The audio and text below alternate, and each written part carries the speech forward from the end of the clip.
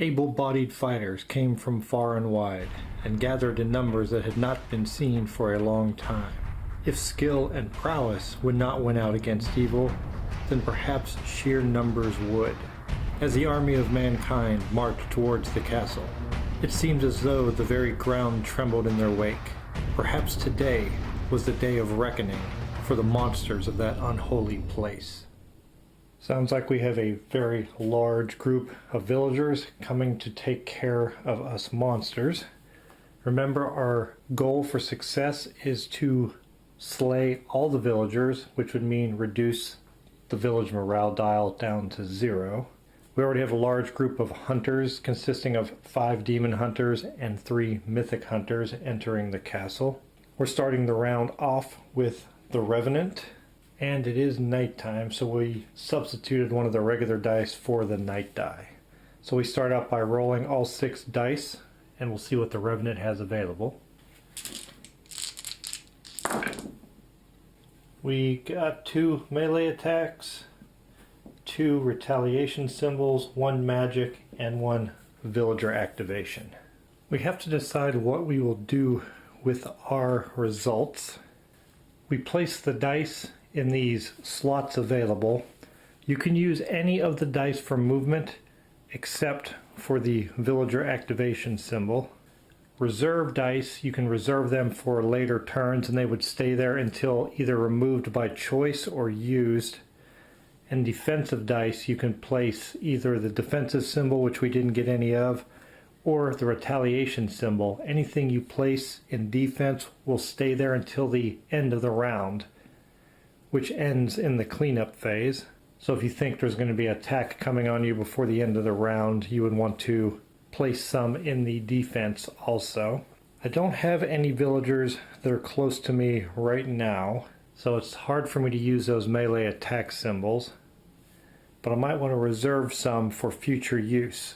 The day and night specialized dice cannot be placed into the reserve. They have to be used that round. I can only move 2, and I'm more than 2 away from the closest villagers, so maybe I might move into position. And these can be resolved in any order. I can do the villager activation first if I want to move a villager close, and then maybe I could move into position and attack, but that would be foolish under these circumstances. Well, we know what symbols we have available, so let's see what we're going to do. I'm going to go ahead and resolve the villager activation. This doesn't go in any slot on the board, it just comes off. You have to resolve all of the villager activation symbols that you roll. And the way they work is a single villager from the zone furthest from the castle heart, which is right here is the castle heart, is moved 1 zone closer towards the castle heart. Right now, there's only 1 zone with villagers in it, so they're going to activate from there. And you always activate in order of lesser enemy. Right now, they're all hunters, so any one of them could activate. But if peasants were there, the peasants would activate first. It activates in the order of peasants, hunters, and then town heroes. So it's our choice since they're all the same. And I will move and activate 1 of the yellow demon hunters. They'll move 1 zone closer into the graveyard. Now I have to figure out what I'm going to do with the Revenant here. I could purchase that swinging blade trap. Okay, I have a plan here.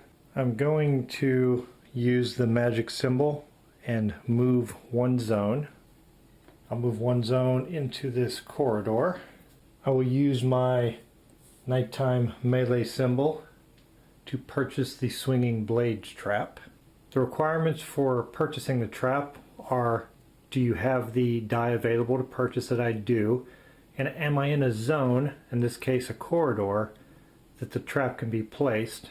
And thanks to that move, I am now in a corridor, and I can place the trap in that zone. We'll place the card here for reference, but just for the fun of it too, we'll place the mini there of the swinging blades trap. The trap is in that zone. Even if it's around the corner, physically, that is 1 zone and will be triggered if there's any villager there at the end of a village phase. But right now there are none there. We still have a few symbols left. And I'm going to reserve that melee attack for a later round. I may move into that graveyard and attack because I know those hunters are going to move there. And in defense, I'll go ahead and put both of these retaliation just in case. So the next monster has all the dice available to roll. I'll swap out the dice for these tokens. They'll take the place of them, and they'll act as placeholders until they're removed by either the end of the turn or being used. We don't have to put one here for the movement because it's going to go away anyway. That is it for the Revenant. The Revenant has used up or stored all of its dice remaining, which will now move over to the Glaistig. And that's the way the rounds go. All of the monsters will go before the villagers do. So the Glaistig, which is the blue-based monster, will now roll all 6 dice. And we have 2 ranged attacks, 2 melee attacks, and 2 magic. We definitely want to move into range and use the ranged attacks, because thanks to the Glyph-Stick special ability, the piercing bolt, the first ranged attack we use also deals damage to a zone adjacent. So we'll use one of the magic symbols to move one zone, move from the castle heart into the corridor here with the Revenant, spend my first ranged attack die, which will activate the piercing bolt. A ranged attack allows you to attack an adjacent zone. That hunter is in the graveyard, which is adjacent to this corridor that I'm in. Peasants and hunters have 1 health apiece, so that attack will take out this hunter here, and it will allow me to take out one in an adjacent zone that's not my own zone. So if there was another villager here, I could not attack it with that special piercing bolt ability, but this zone and this zone are adjacent, and there's plenty of targets there.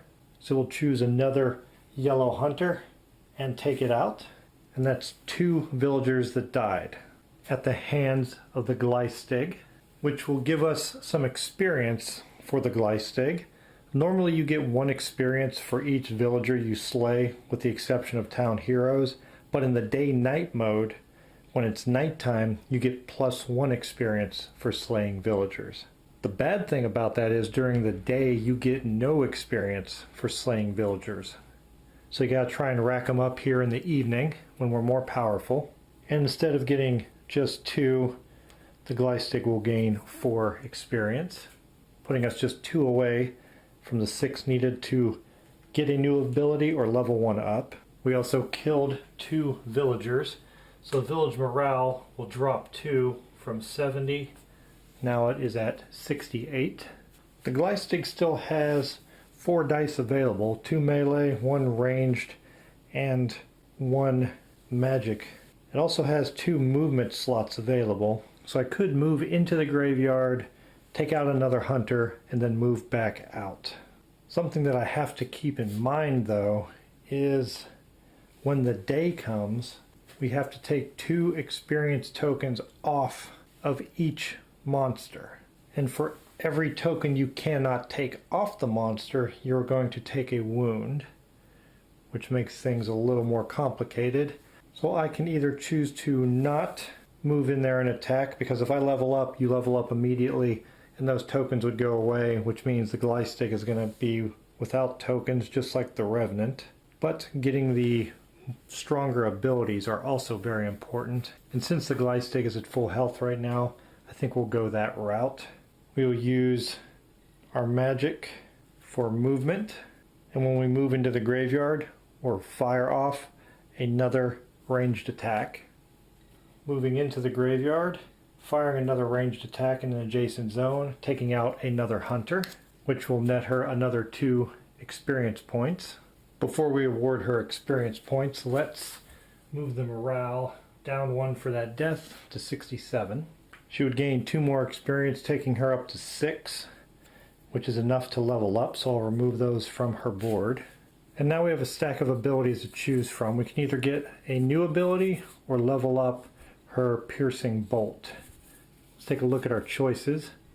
We have Led Astray, Move one peasant in every zone, one zone towards a villager spawn point. That's good for pushing them back if they're getting close. Lured to their doom. Move all peasants in target zone, and it has a range of 1 or 2. One zone towards you, and slay half of all the peasants moved rounded down. And both this one and the previous one have an activation cost. Or we could level up Piercing Bolt. Your ranged attacks also deal damage to a zone adjacent to the target zone, not including your zone.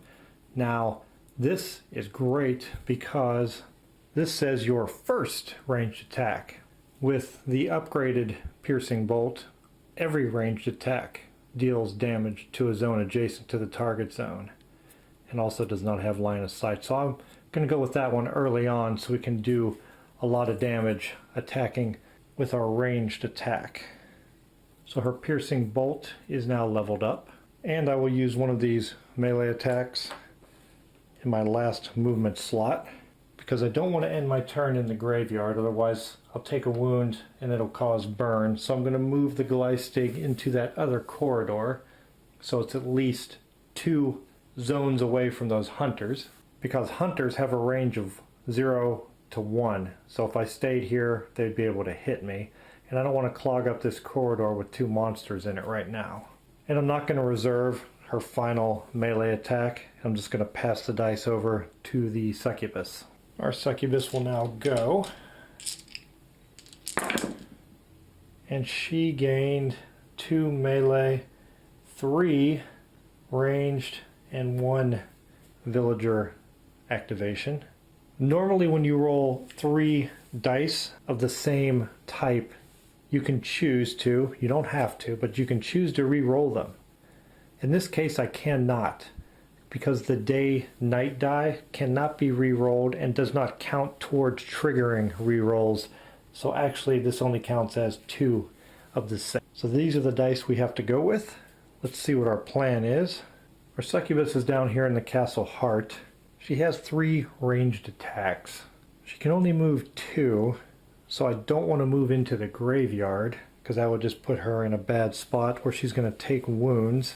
Also, should probably try and gain some experience so she doesn't take wounds right away on the day turn. I do have to activate a villager, so we will go ahead and use her villager activation die. Activate one of these hunters. I'll move one of the red ones forward into the next zone. Then I can move her into the corridor, and I'll use one of her melee symbols to move 1 from the heart into the corridor. I'll use her nighttime die ranged attack. Fire ranged attack into the graveyard, taking out that hunter. That hunter's death will drop the village morale down 1 to 66. She will gain 2 experience, and that'll save her from taking a wound at the beginning of the next round. And I'll get her prepped for an attack by reserving 2 ranged attacks. Swap those out with tokens. And use her last melee die to move back into the castle heart to stay out of that corridor. And that'll end her turn. And we'll move over to our red-based mini there, the Leshi.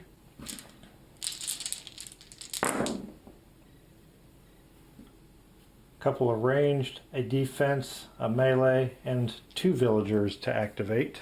In order to get some targets in range, we will use both of these villager activation symbols first. Activating 2 hunters.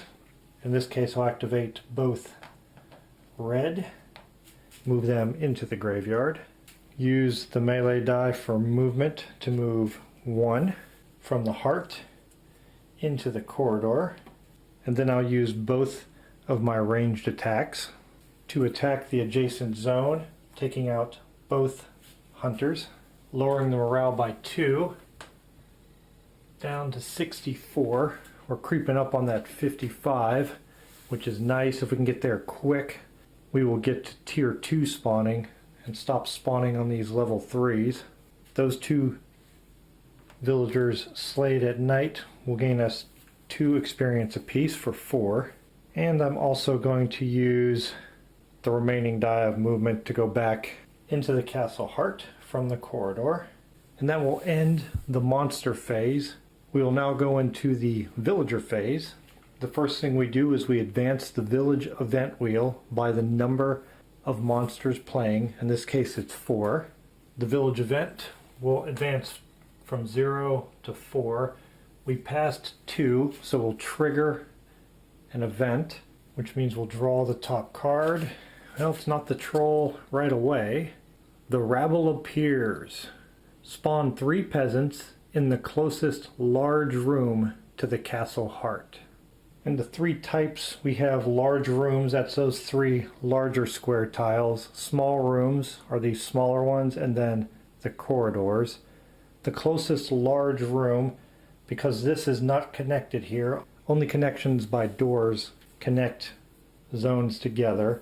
So this large tile, the graveyard, is only 2 away from the castle heart, where this one would be 4.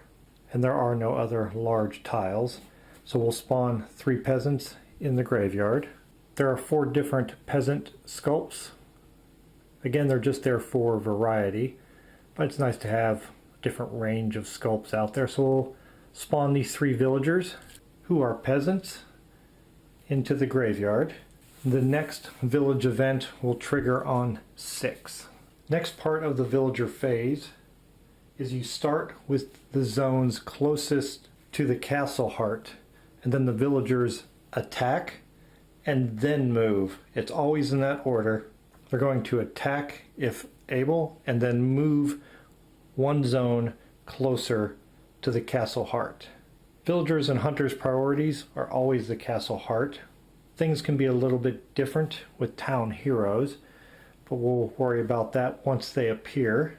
So the villagers will go first because they're only 2 away from the castle heart, and the hunters are 3. The villagers only have a range of 0. They can only attack in their zone, so they won't get a chance to attack the monsters. And then all 3 of them will move forward 1 zone towards the castle heart into that corridor. The traps do not trigger until later in the villager phase. Next we have our 2 demon hunters that are still around. They will attack, and they have a range of 0 or 1, so they could attack in their zone or an adjacent zone. There are no monsters in either one, and they will move 1 zone closer to the castle heart, and they are now in the graveyard. That is all the villagers we have. There are none in any other zones, so their activation of attacking and moving is done. Now we would activate the troll if it was on the board. It is not, and now the traps trigger. There are villagers in the zone with the traps, so it will trigger. The swinging blades will affect peasants and hunters. We have peasants here, and it's going to do 3 damage and stun any hunters that are in there that survive. In this case, we only have 1 type of villager there, peasants. Swinging blades will do 3 damage. That's enough to take out all 3, 1 damage apiece. So all 3 of the peasants were taken out by the swinging blades. That will not give experience to anyone, but it does affect the village morale, those 3 deaths. Those 3 deaths will take the village morale down to 61. With the trap triggering, we'll move into the last part of the villager phase and spawn new villagers. In this case, only the yellow is still active. The other spawn points are not. We'll draw, and we're going to get peasants. That's what the pitchfork means. We're still spawning at tier 3, so 7 peasants will appear. 7 peasants have appeared and are ready to storm the castle. That'll move us into the cleanup phase, where we will remove expired tokens, which mean this triggered trap is removed. Any tokens in the defense area are removed at the end of the turn. The reserves stay in place. We draw a new trap card for under the game overview tile. And we got the chandelier. 2 damage and villagers retreat 1 zone. This can only be placed in large rooms, and that symbol means it affects any type of villager there. That'll get placed under the game overview tile. We'll pass the first player token from the Revenant to the Glaistig, and the day-night token will go from night to day, which means the night die comes out and is replaced by the day die. That ends one complete round, and we'll start all over again with a new round with the Glaistig going first.